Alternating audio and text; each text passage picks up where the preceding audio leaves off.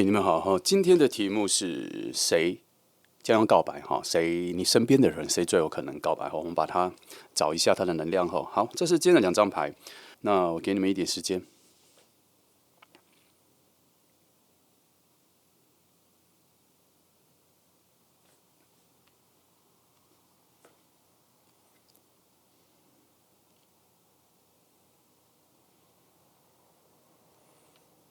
好，那选好了不啰嗦，我们就开始了。好，那我们就从选择1号牌的朋友开始哈。今天的题目是在你身边谁将要告白哈？谁最有可能告白哈？我们一样分3个部分。第一，我们先来看看他现在跟你的距离他在哪哈，然后再做他这个人的各种特质的一个捕捉哈。来，再来是对未来，如果你们2个很靠近，成为朋友，成为知心好伙，是真的在一起了之后。你们的关系上、相处上、能量上是如何哈？来，我们先从他现在的距离这个部分来看哈。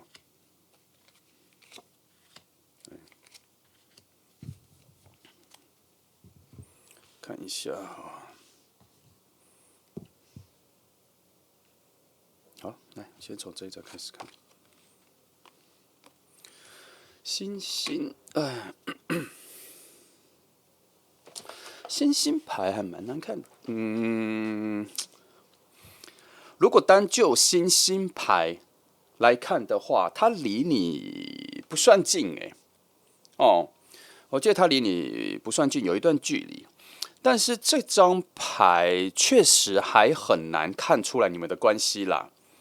还很难看出你们的关系。没关系，我们直接用牌来补充，翻出来就好了哈。翻出来看哈，等等，用别的牌组来看，来2张，我看一下这里哈，的确是有一段距离，而且，有段距离，但是很靠近。这个2个答案很冲突可是我要讲的点不一样啊。它这个有段距离，有点像是说你们的熟识度还有一个距离，但是我说的很靠近是你们应该已经认识了，然后可能在人际关系或工作的范围内，应该有过至少1次比较深入、很有感觉的聊天。好，可是在这一次之后，这2张牌给的讯息确实，我觉得你们在短时间内，从上一次的一个很不错的聊天之后，目前到现在有一段时间都没有遇到咯。而且上一次的聊天，上一次的互动，其实有留下蛮深刻的印象。我不知道你有没有啦，但是对于他那里他因为那一次的聊天跟互动，似乎心里确实有种下某种，以今天的题目来讲，他就是种下了某种感情，很深刻的感情。但是我总觉得他有一个很模糊的东西，就是你们本来应该要在上一次的对话里面就要把距离拉得蛮近的，把故事线拉起来，把关系拉起来，是要有。但是因为是恋人牌，所以整个意识上是要有，但是不会完全扎根，所以才会这边有一点点种下一些小爱情的小火花，小豆芽，然后让它慢慢的长起来，这样。所以从那一刻开始，到真的要开花结果，或是到真的下一次会有更有深刻的感情，这一段我才说它还拉得很远啦。所以它出现了星星牌跟权杖骑士它有一个赶路的感觉。我讲一个很坦白的，星星牌讲的距离讲的真的蛮远的然后对方其实也觉得他跟你的距离蛮远的，所以才会出现权杖骑士，在诠释什么？诠释他想要赶快再更靠近你。但这里我没有看到他那一个自己去创造、去遇见你的那一个动作，渴望是有，但是没有那个动作，这点反而让我很好奇，是中间是有什么阻碍了你吗？我来看一下这个你看一下一张，我翻一张，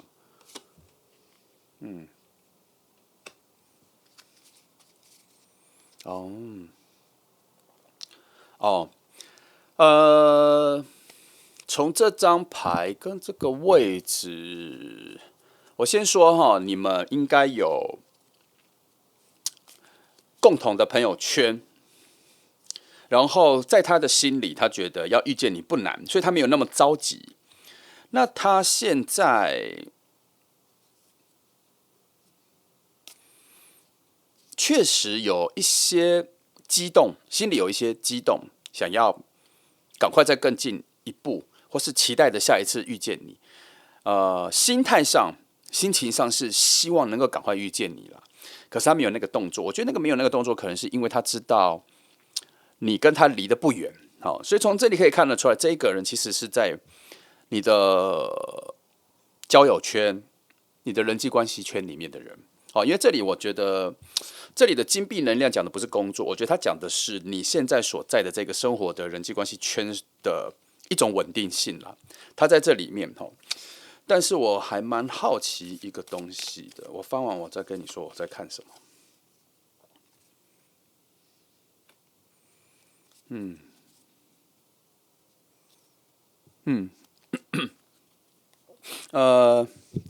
你们应该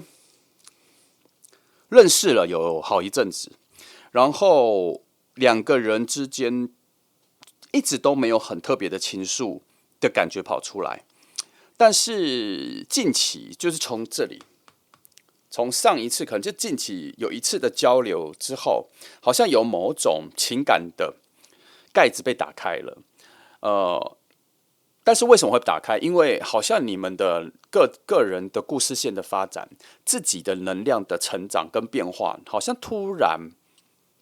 两个人能达到了某种协调了。之前是一种未知的状态，是一种没有可能性的状态。没有可能性就是你们两个人能量应该不太适合在一起，或是不太适合累积出一些情感的水能量。之前是没有这个，但好像从这几张牌看得出来，有一个饱和度已经到时间了。讲最浅最白话，就是已经到了你们两个会看对眼的时间了。我先说，我觉得他那里有非常明确的感觉到这个，而你这里，我觉得基于这几张牌的一个平衡的感觉，它一个非常平衡的感觉。我觉得你多多少少有感觉得到，你们中间应该有一些奇妙的情愫有产生了。只是他比你在更奔放，因为他那边很多的有悸动的火能量、烽火能量落在他那里，所以他确实心态上有特别想要告白的这个冲动，从他心里有发芽起来只是我一直觉得，为什么中间有一个距离感？你看这里也是恋人牌啊，他也是觉得你们两个从上一次的我刚刚这里就讲你们两个从上一次的对话里面有产生一个非常特别的情愫出来了，有更深入，有更契合，有更连结性更高。这边也是因为他这个牌阵位置也是在讲说两个人的一种超然的连结是从什么时候开始的？他也是从恋人牌开始了所以这个位置无疑的就是，也许啦，他这边是在提醒说，你们的爱情能量终于要从新的篇章里面展开来了。终于要从新的篇章展开来了。看这里，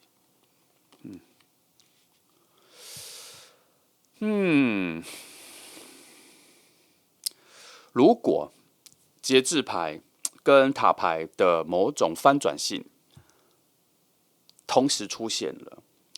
那如果后面有出现任何一张死神牌，那我就觉得差不多，确实是跟前面讲的一样你们的关系应该要开始不同于之前了。他那个翻转的时间点到了，那他为什么翻转？这边却定义了，就是你们之间的那一个陌生感，跟对彼此的那一种好奇心，就是因为不了解所产生的那些好奇心，差不多已经结束了，这个阶段结束了，然后进入了两个人的能量都达到一个某种不错的调和，所以你们的对话有更高到另外一个层次，聊天的内容跟对彼此的认知有到新的程度，这样。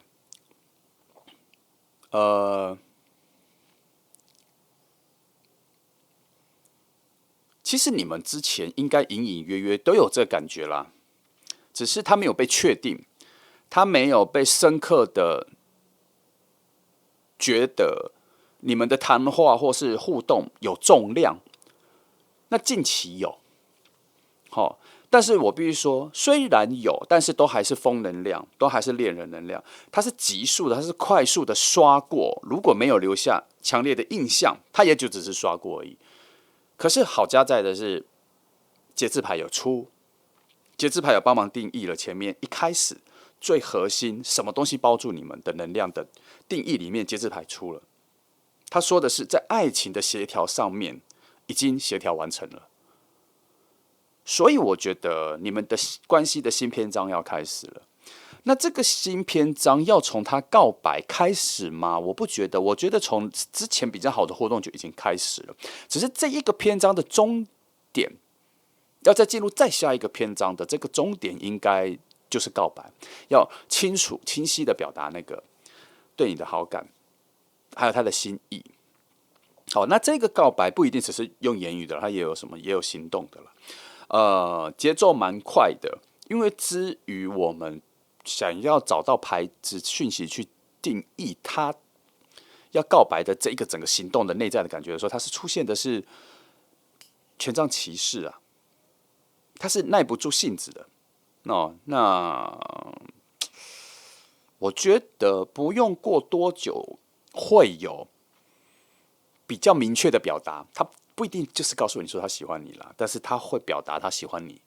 会有某些动作，我觉得会有一些没有经过很好的精致的设计的一种表达。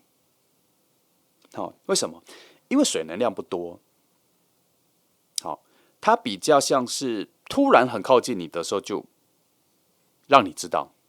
这个讯息比较强因为风火能量的流动了当然也是有水能量，可是水能量一直处在一种很絮乱的情绪上，它不是稳定的，所以他没有办法把他对你要表达他喜欢你的这一个情绪用比较好、用比较精致、比较明快的、明确的、精准的方式表达给你。好，这里就可能就没有，就会有一点小小的粗糙那希望你不要要求太多，因为对他来讲，他是抓准了时机点要来告白。好，来我看这里两个还不错、很不错的牌然后权杖骑士又出现了那结果配了一个金币皇后，从负面的负能量的角度是说，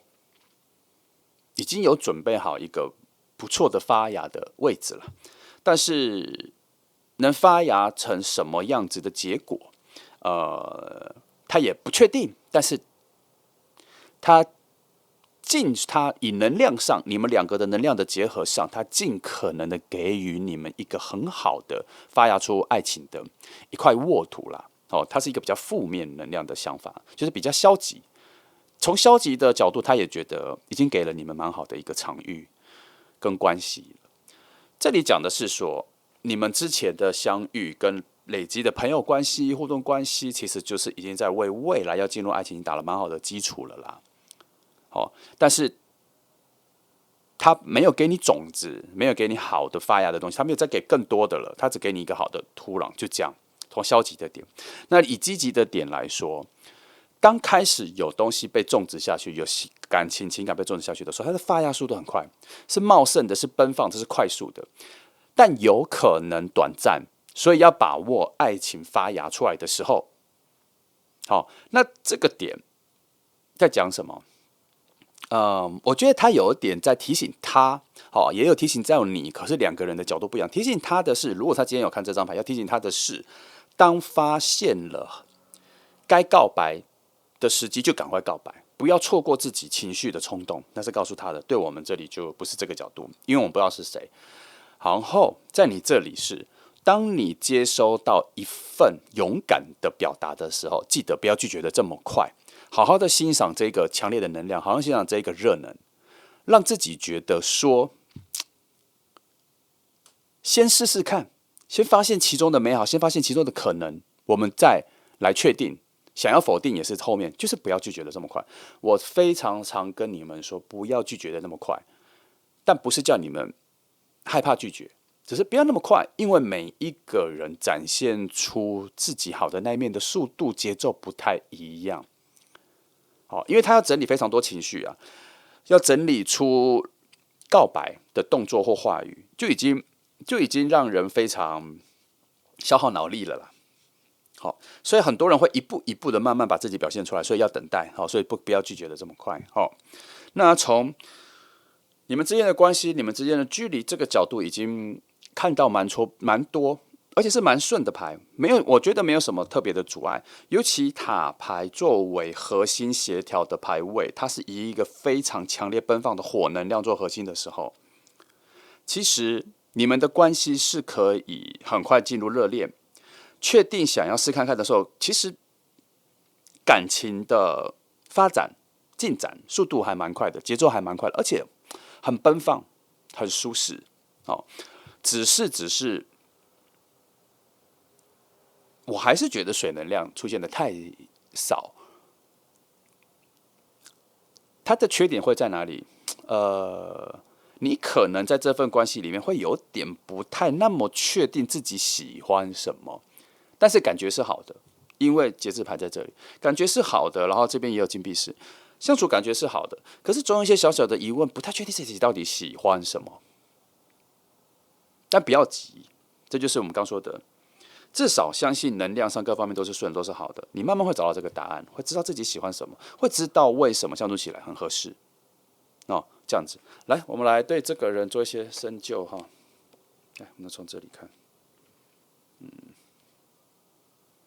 那先从这里好了，我在这边翻哈，然后这个好了，帮他看他的哦，是水能量终于来了哈，圣杯是的，但是还是很浅很浅哈，来没关系。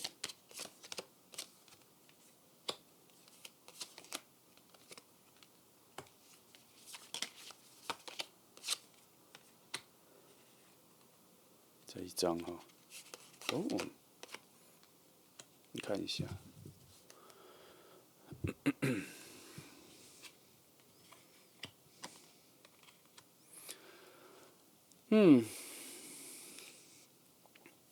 这个人呐、啊，我跟你说，他因为前面有蛮确定你跟他认识的，他这边有说你心底其实有曾经偷偷觉得这个人还蛮好看的，然后他的品味，他有一些做事情什么各方面都还蛮对你胃口的。有哦，可是目前处在一个有点忘记，或是这个感觉发生的太早，很快就忘记了，很快就没有了。那现在你们的关系，朋友的关系，其实是有距离的，是淡的，是中间有非常多其他人的声音的，所以他有点被埋没在整个朋友圈里的边边角角。你也习惯他有存在，但也没有特别在意他有存在。有就有，没有就没有。那之前其实没有什么很好的互动，但是这边有一个节点，就是恋人牌这里，他确实有说近期大概半年内你们有一个蛮不错的互动，从那一次之后开始，他就做出了一个分隔线，就是你在他眼里已经有非常重的存在感了。但是至于你现在对他，或是你现在看他，我觉得从这边有做一个解答，就是你还是跟之前一样，没有什么特别太大的感觉啦。那可是这边有给了一个机会，就是如果他开始近距离跟你表达他对你的喜欢的时候，你内在会有一个关于爱情的感受会慢慢的起来，你会慢慢的把你对他的感觉转向说，哦，他是喜欢我的，然后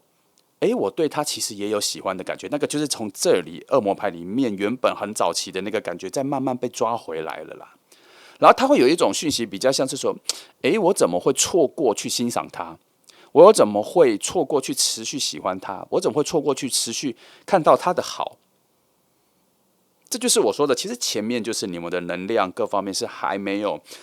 故事线有可能走到两个能量是能够互相看对眼的时间啦。有的时候都是时间上的问题，并不是人的本质。你们本质怎么没有问题？你们在各自的故事里面发展成另外，会慢慢有些变形，能量上会有重新组合，或各个能量点会开始加分啊，什么才会变得更不一样。然后只是刚好现在走到很适合的点的时候。然后他有一些很不错的新的互动之后，然后翻开新的篇章之后，一些旧的好的感觉，就像这里的感觉，就慢慢的又跑回来了。那你跟他相处的时候，慢慢的会发现，奇怪，我怎么没有感受到跟他相处的时候有一种很舒适的稳定的感觉？好，这个是我觉得这个会从你第一次感受到他其实是喜欢你的之后，我们要把它归纳成是告白嘛，也可以，但是我总觉得这一个人的告白，他不是亲口告诉你说他喜欢你，而是他会从一个比较明确的小动作，让你发现说他开始对你有不一样的好，不一样的动作，会开始引起你的注意。然后从那个时候开始，就会开始进入这种你跟他的感觉好像有点开始不一样了。他是这种告白方式，所以你要感觉一下哈，他会慢慢进来，因为难得的水能量却是只有4者的这么淡的一个方式，的确从我刚刚前面预测的，它确实是只会出现这种水能量。我在这张牌之前就已经跟你说，它应该就是会从很小的位置、很小的动作，慢慢让你感觉他喜欢你，然后有可能到了某一个很关键的时间点，会一个比较正式的，然后去问答，确定你们是不是要在一起了，还是已经在一起，还是是不是已经在一起了？这个节奏比较像这样子。好，这个节奏比较像这样子。那权杖七这里哈，有讲到他现在的心态是，他觉得要走到让你知道他喜欢你的这一段路，中间好像还有很多感情、感觉、心情上的东西要先整理完。他就是在整理他内心的有很多的不确定啦，他会一点点的整理，他每次跟你相处的时候慢慢的整理这样子。那我这边有感受到一个讯息是，他近期一直在观察你有没有想要恋爱的感觉。所以如果选择1号牌的朋友，你有要展现出来哦。好，要展现出一种羡慕别人有恋情、渴望爱情、喜欢爱情、爱情剧什么的，反正对爱情的期待感要有一点再多一点，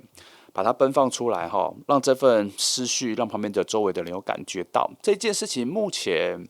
好像对于你跟他在爱情上的连接是有帮助的。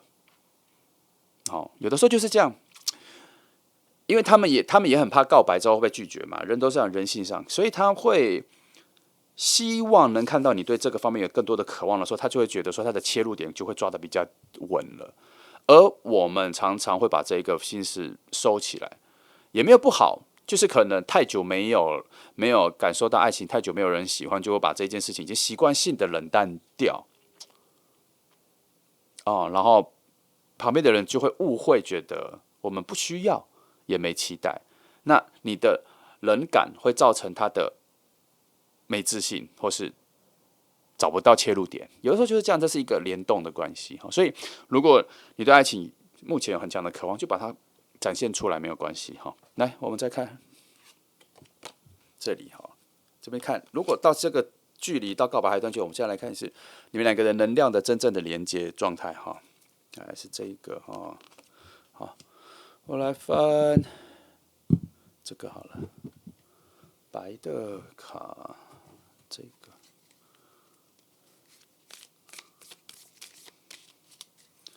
张哈，对4张。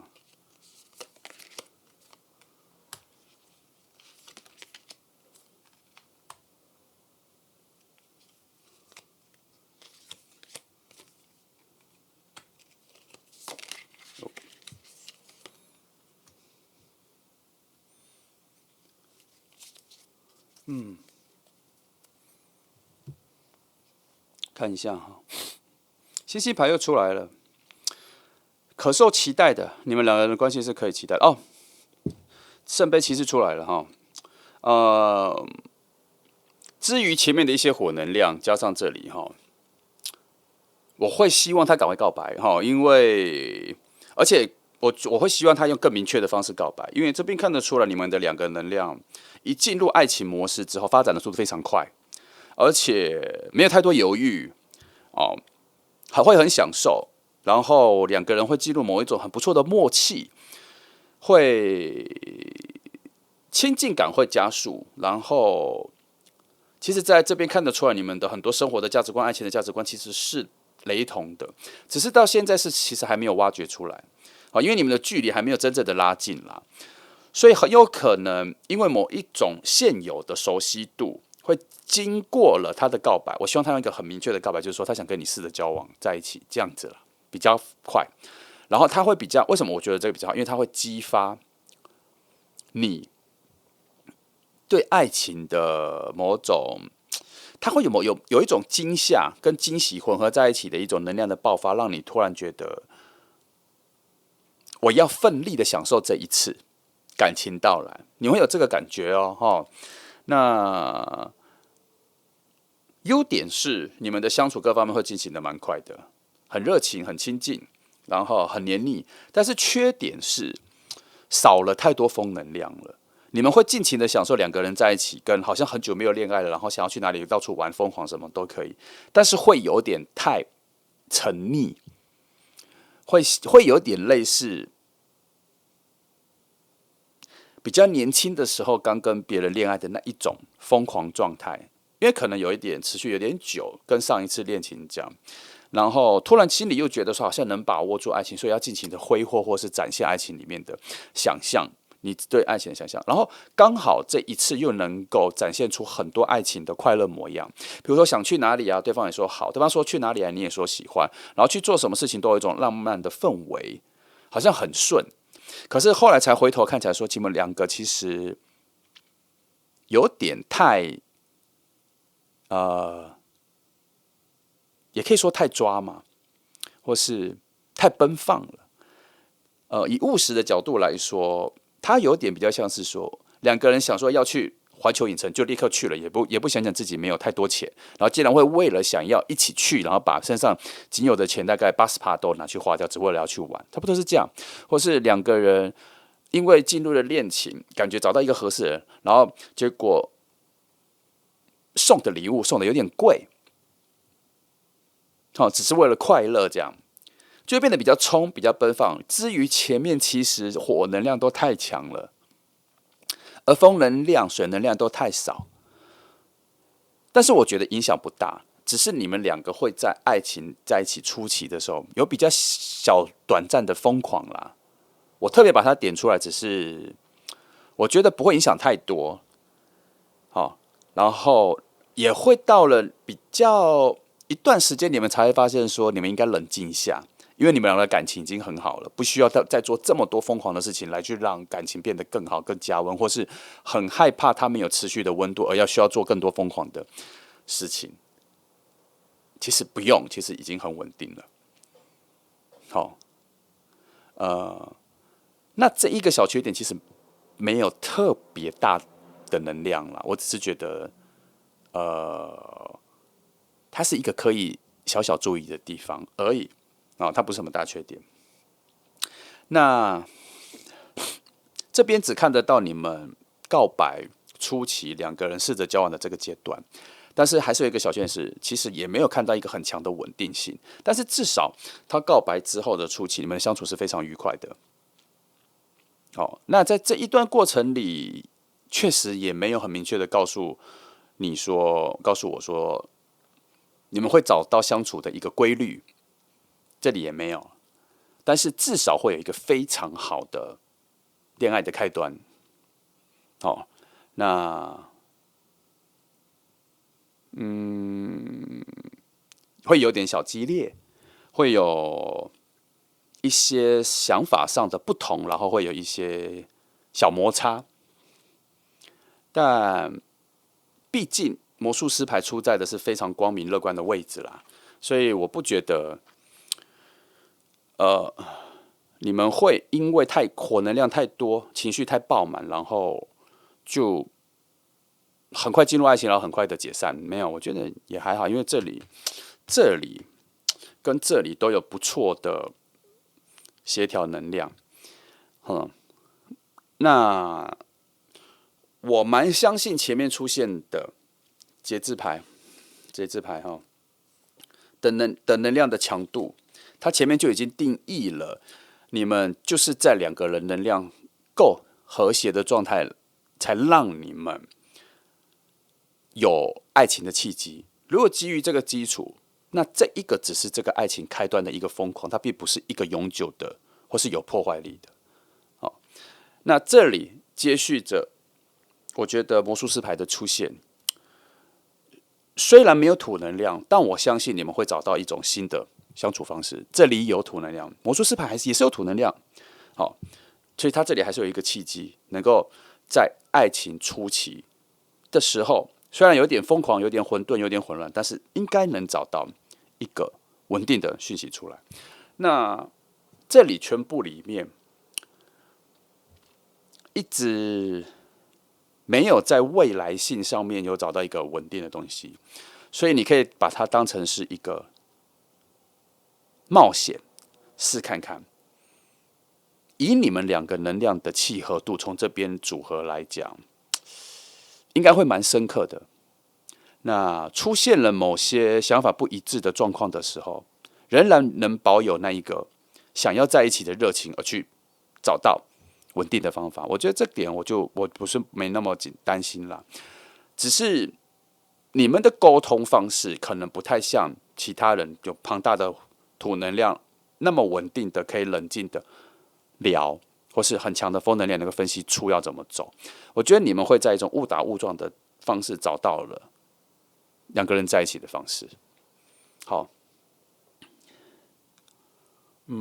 他有一个最单纯的思维，就是反正我们就是想在一起啊，应该什么方法都 OK， 差不多是这种态度啦。哦，选择1号牌的朋友，这组后面会有意想不到的浪漫，连接到疯狂的相处方式。我觉得它是一个很有活力的爱情开端，故事开始。哦，只是这里的牌大概只展现出了你们爱情发芽的初期而已。后面可以期待，乐观的期待看看啦。你看，我觉得应该蛮不错的。从我这边看起来，至少我看到的火能量都是很健康的。好，那就这样哈。那我们一起乐观期待吧哈。那谢谢来听哦，祝福你。好，接下来我们来看2号牌的朋友哈。来，我们来看一下谁，你最近的距离里面谁差不多要跟你告白了啦。来，我们来翻，先走3个部分哈。第一，你们之间的距离现在它多远？这个是最多人关心的，因为你们一定非常想知道它在哪哈。一个这个比较切实际。再来，我们等一下深究之后，我们再来看一下他的人，然后再来看看推敲一下，看一下你们两个未来如果很靠近，成为好朋友或恋人的时候的关系能量的结合状况如何哈。来，我们先从第一个的5张来看哈。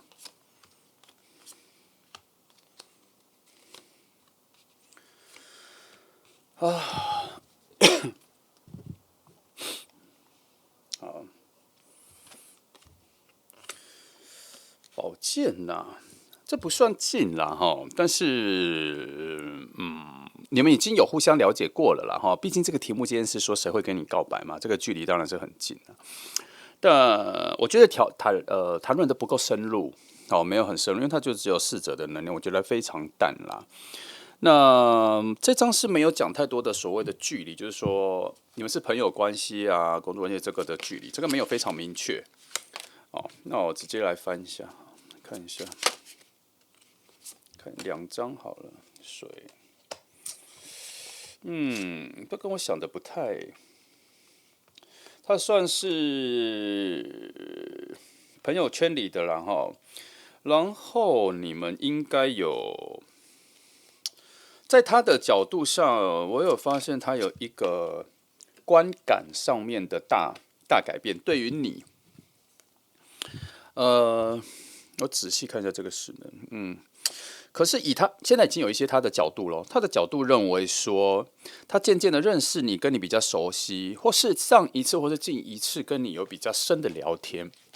有这个，因为我这边看到他的能量在他的角度往你这边看的时候，有一个很不一样的翻转，很不一样的观点的重新塑造。也就是说，他对你的评价，或是对你的人的认识了，我们讲淡一点，他对你的人的认识已经跟之前的不一样，一定是最近的某一次接触这样。那可是这一次的接触，他心里跟你的距离，我必须老实讲，他觉得跟你变更远了。从这里有发现，他有发现你跟他的很不一样，可是或是他有发现他对你的好感，在内心里有产生出来，然后有产生出对你一种可能超过朋友的喜欢。但是当他发现这一个感觉从心里跑出来的时候，有另外一个感觉跑出来的是什么？就是好像是两个很不一样的人，然后他心里会觉得说，有可能吗？他这个想法我在内心有跑出来，但是这个转变是用火能量，是用塔牌能量做一种崩坏、重新塑造的一个很强的火能量的改变。这会发生什么事情？他不太能阻止自己断掉了这一个喜欢的念头，或是找到一些很强而有力的借口，告诉自己说不要喜欢，不可能啦。好像很难阻止他，他心底反而激起一种完全的奔放起来，奔放着什么？突然有更强的吸引力跑出来了。那为何他又觉得跟你很不一样、很远吗？因为金币式的能量跑出来了，他反而发现了自己的不足，进而发现了自己的跟你的距离，进而发现自己可能啦。如果他是一个会审视自己的人，他可能会觉得自己不够好。但是如果他不是，他是一个比较有自信的人，可在这个角度就会发现说，他找不到方法跟门路去靠近你。所以以现在他的角度是什么？他在想着要怎么让他跟你的关系有再更进一步。好，这也难怪前面出现的是逝者了。哦，这个风能量我觉得不稳定，这个风能量很新。原来这一股风能量是刚开始出现的，出现什么？刚开始出现去审视你跟他的关系，跟你跟他的未来，跟还有什么方法，还有什么能力在往前进。这就是你们的距离。这边也有讲到一些哈，来看一下。接下来这边有一些接下来的讯息哈。接下来我认为他会蛮主动的去提高在你眼前出现的次数、机会，然后他跟你遇见的时候，他应该也会去试着跟你有比较多的聊天跟互动。主要的目的性是因为他想要了解你。这题比较特别的是，他比较不像是他想要让你发现他的好，我觉得他的方向不太像这个，他比较像是说他想要了解你们的状况，他想要了解你们的可能，他想要再找到你们更多的交集点。从这里可以发现一件事，你们应该还没有那么熟，在你的角度，不太像是会去把它形容成，形容成你的很要好的朋友这一区的，他比较像是谁的朋友的朋友而已啦。哦，他有这个距离感。至于这个距离感，我再帮你看一下好了。我觉得应该还是有一些小东西可以翻一下。关于你们的距离，我觉得还有一些小层次，应该还有一些讯息。哦，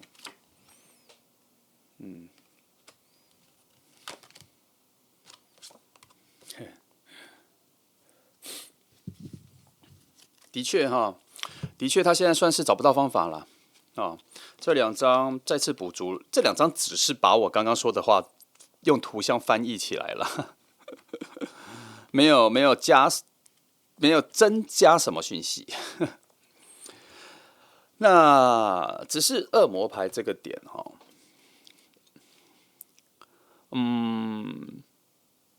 以他的角度，我目前觉得你往这里看他的角度是切断的，因为他目前在我看来的能量来说，他那边的能量注视你这边的能量的力道比较强，而你这边比较像是还未察觉，就像这张是一种隐蔽式的。哦，这张就算不是恶魔牌，它也是呈现了我看到的某一种隐蔽式的窥视了哈。他对你确实是有一个全新的感受，而且是找到了自己喜欢你的点，发现了。简单来讲，就是他发现了你某种对他来讲有点致命的吸引力啦，他有感受到。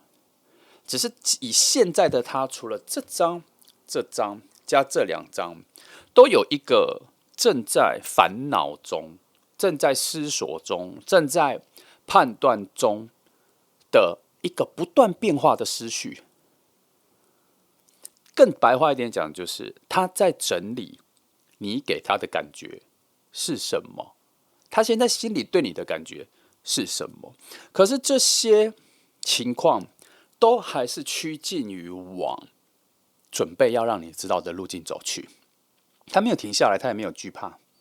他就是要往那个方向走去哈。好，我是蛮喜欢这里啦，我是蛮喜欢这个塔牌出现的时候，这股奔放的火能量，就是我喜欢在这一个命题里面最喜欢看到的火能量，因为它减少了非常多的过度思索。我认为表白需要一些冲动啦，想太多，去揣测未知，去推敲未知，也许聪明，也许稳住脚步，也许沉得住气，但是终究是那一个未知的爆发，我们很难那么明确的感受到。为什么我说感受到，而不是捕捉到情况？因为情况也许都一样，但是当下你接得住吗？你接得住对方的反应吗？你接得住他的告白的那一个情绪的像海啸似的奔放过来，你接得住吗？也许想要，可是却选择拒绝，那可能就是接不住。很多时候都是这样子，太快或者时间什么的。所以我会喜欢这种比较冲动的就讲，因为他有一点一拍两瞪眼，然后2个人就会立刻面对那个场景。好，然后通常到这个时候，我都会跟你说，不要拒绝的这么快，留点时间让对方展现出他的好。那我会非常常讲这个内容，你会听到非常多次。好，因为每个人展现自己的好的节奏比较慢啦，尤其你本来就不讨厌这个人，那就表示他身上有一些好东西你还没有发现呢。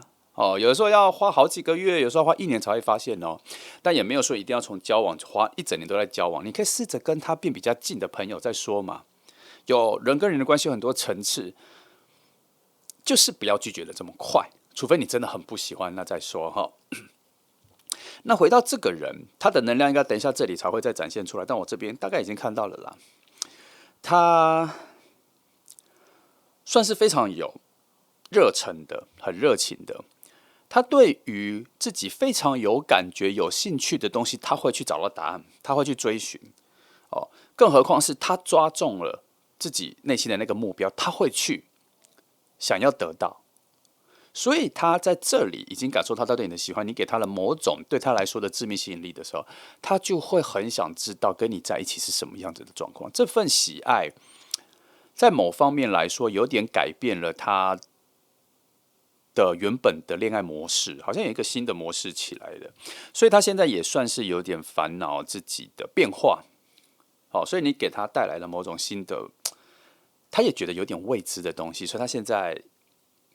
也在整理了。基于他也在整理，也在搞清楚这件事情，我觉得也算脑袋算蛮清楚的人。好，不然他就会在上一次跟你很接近、很有感觉、感觉很喜欢你的时候，他就直接告白了，那个是更加冲动的。但我也没有希望到那么快，我还是希望他想一下自己想要什么之后再告白。哈，那现在这里能量虽然火能量很强，但是土能量也很强，这两个相冲的能量都没办法互相起作用，所以会让它变成什么？它的冲动减半，但它的稳定也减半。好，成为一种对立，然后让它冷静下来了一点点，让他也踏实了一点点。这个好处是，他还是会很想跟你告白，但是他会把一些比较生活切实际的人际关系，还有他所拥有的，他能给你什么的，他喜欢你什么这些东西，都想到一个基础点，想说大概可以还不错的，他就会去告白了，不会想太深，不会去推敲太难的，或是不会去推敲再过负面的东西。好，来又出一次。那没办法，2次咯。那我只能说加速了，他有点越来越耐不住性子，越来越等不及要告诉你，所以，很有可能直接告诉你他很喜欢你。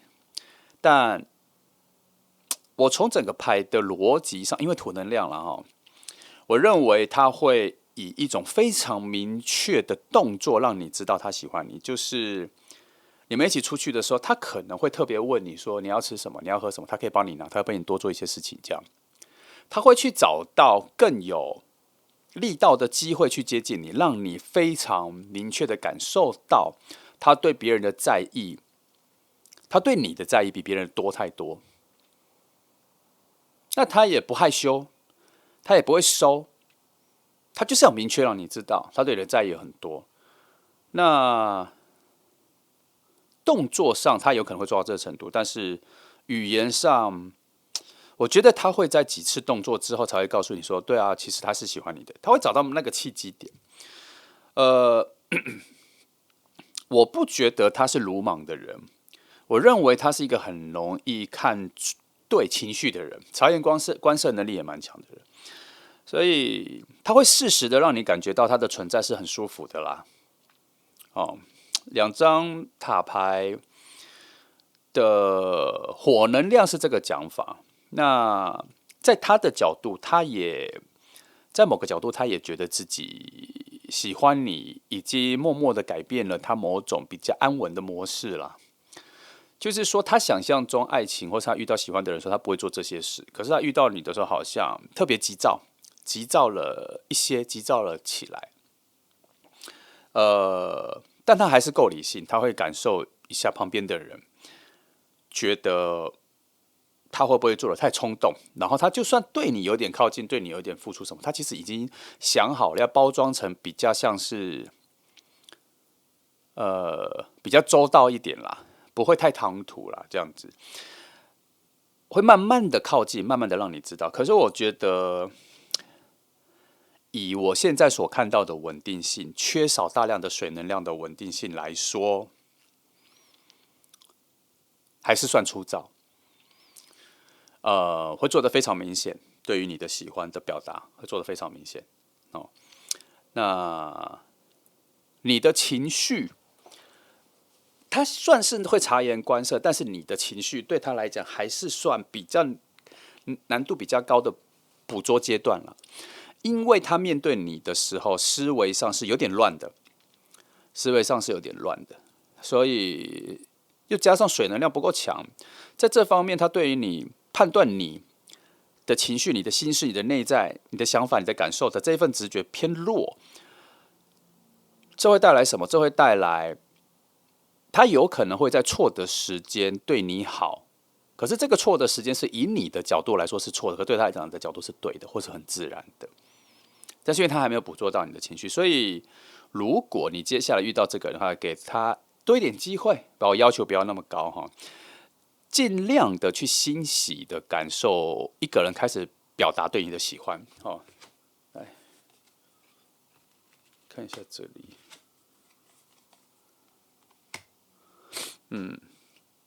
712，我看794。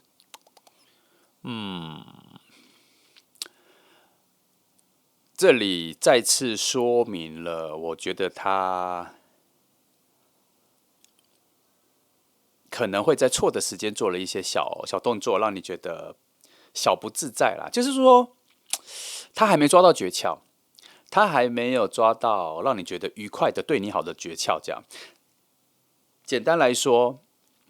他可能会问你说你要不要喝点什么，可是你才刚拿到一个新的饮料，差不多是这样子。然后他想要多关心你一下，可是那个时候你没有需要这份关心，这个题目的关心，类似这样啦。那你会觉得多了，可是其实他有用心思去想，要怎么靠近你，要怎么比较引起你的注意。我必须说，在这个部分，你跟他的连接就有点卡卡的，有一些段落，有一些切断，没有那么顺。一开始，这也是因为他前面在找那个方法。那从这里如果是这样，我看到的是这样的话，我觉得他这里的火能量可能就不会让他做这么多关于风能量的观察或这些小动作了。他可能会突然觉得说，好像做什么都不顺，他也不太像他也拿不上手，他最后就直接告白，他会直接告诉你啦，他会直接告诉你。用言语告诉你说他喜欢你了，想跟你试看看交往。那个时候，他的态度就会觉得说，我已经摊牌了，告诉你了，所以请你让我了解你多一点。他会这样，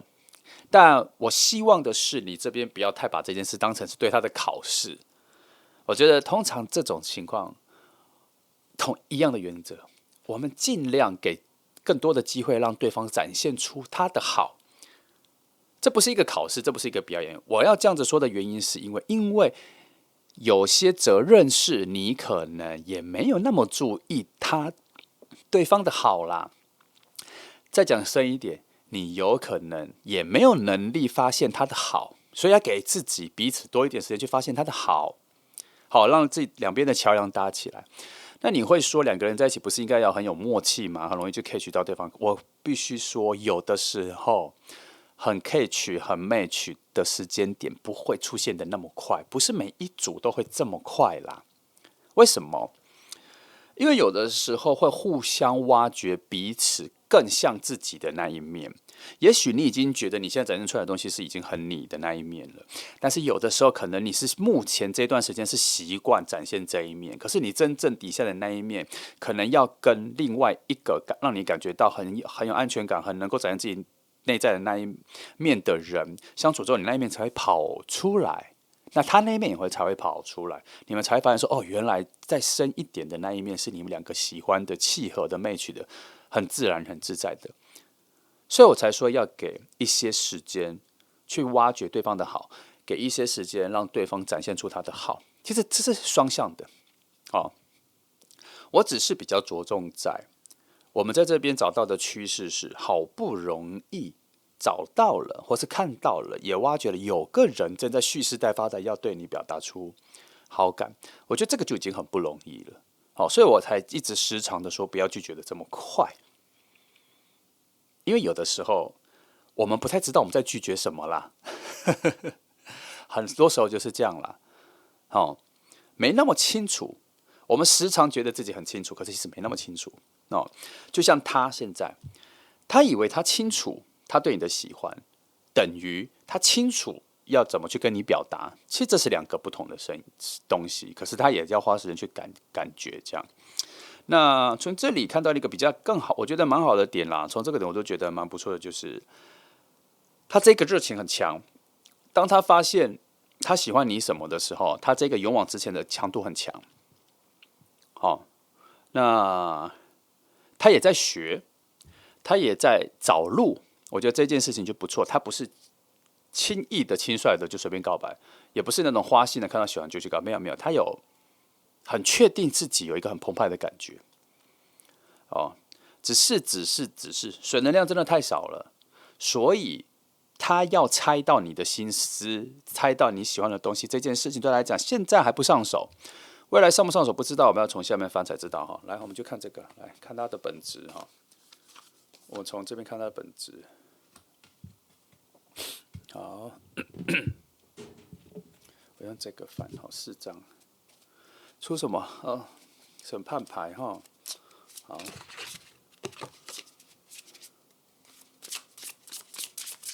好。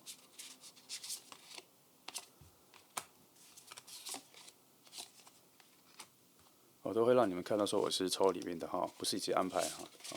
因为我也就跟你一起期待着看牌面出出来是什么哈。好，看一下9，水能量看出来，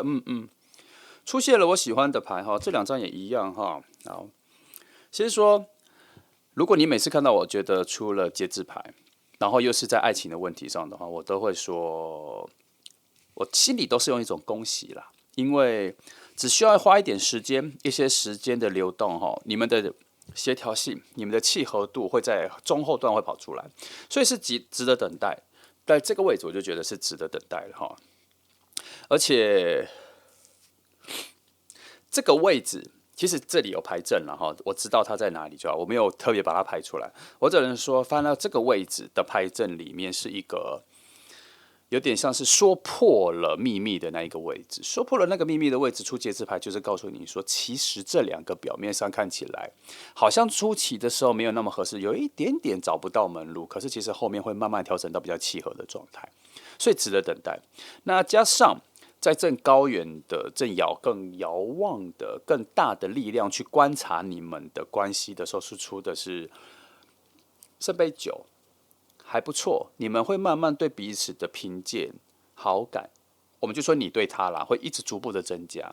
也就是，就像我刚刚讲的，这个人的好后面会慢慢的展现出来，你会对他的评分越来越高。所以初期不会立刻有一见钟情，或是一看就喜欢的那个感觉，不会出来的这么快。那两个审判牌在这里，它定义了什么？它比较像是类似大器晚成型的，你可以把它套在爱情上，就变成说这份爱情会逐步的越来越好，所以可以大可放心说，关系只会越来越好，不会走向糟，而且连战车牌都这样子做一个你们2个重叠性的定义的形容，白话一点讲就是。也算是有苦尽甘来啦，未来你们也能够找到一致的方向。这里至少1、2、3、4都讲一样的事情，就是后市看涨这2个人的关系。那从这里看这个人的角度来说，就是这个人他可能不爱显，不太喜欢说自己有多好，他比较谦虚，他比较。喜欢把功劳给予别人，所以他常常会被别人忽略了他的好，他是这样子特色的人，也因此你要跟他相处比较久，后面才会发现原来他是这样好的人，他不太会去觉得自己，应该说他也基本上他从来没有想到说他做了什么好事，或者对别人做事，他要去告诉别人。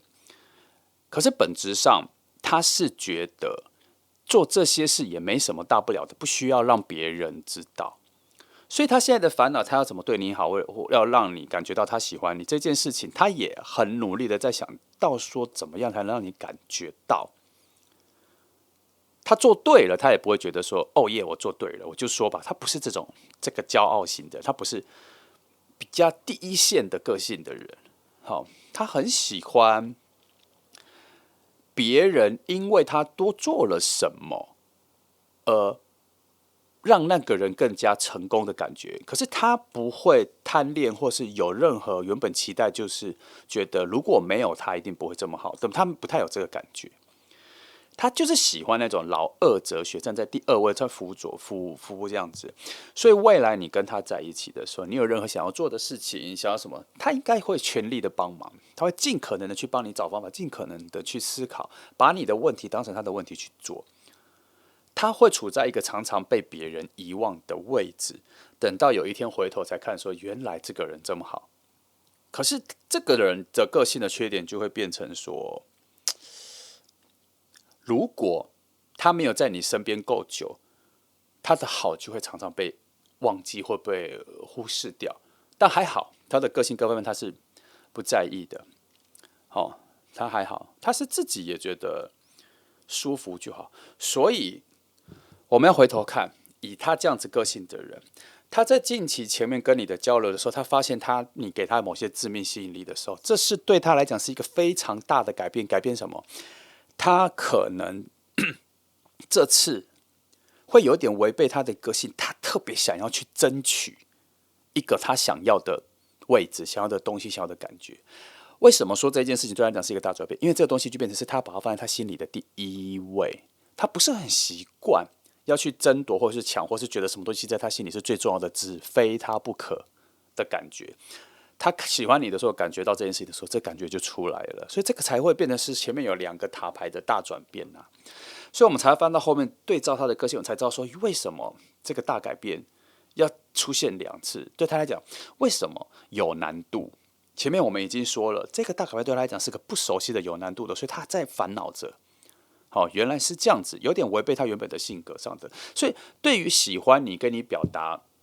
告白这件事情，对他来讲是蛮大的事情，蛮特别的事情，至少在他人生里面是非常特别的事情。他以为爱情是自然而然的就出现，可是这件事情好像需要多做些什么，需要多表现出什么。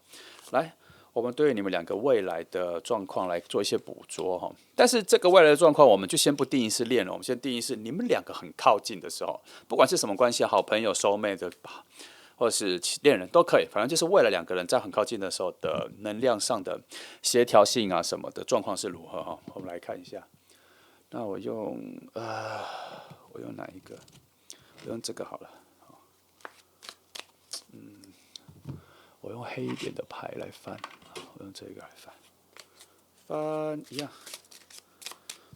翻3张就好了哈。我看我要翻哪3个位置，好，再来，好，这一张，好，就这3张。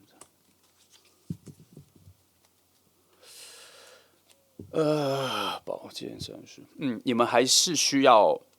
蛮多的认识的啦。基本上你们算是很不一样的人哈。你们会慢慢走下去，会在路径上什么会花很多时间去慢慢了解自己，慢慢的去找到共同点。你们一开始原本就有的共同点不多，但是有，可是要慢慢的挖掘，或是要培养。那每一个共同点被找到的时候，就会有新的感觉、新的连接，而且每一次连接、每一次新的创造都会变得非常稳定。只是必须很坦白的说，你们是需要比较长时间磨合出共同点的人，不是说你们的2个个性会对撞，而是你们就像2盒不同的积木、不同的厂牌，可是要放在一起玩，它确实是还能组织成很漂亮的新东西，可是毕竟是2种不同厂牌的积木，但是可以放在一起玩，但能够创造出很合适的角度，能创造出新意，然后每次创造出之后，这心底内心的连接就会非常强，这是你们的方式。好，那我觉得这是一组很稳的能量，尤其在第2阶段的时候看到了几张好牌连续出，这里，其实这里也是，这5张我觉得都是很好的牌，对于你们一些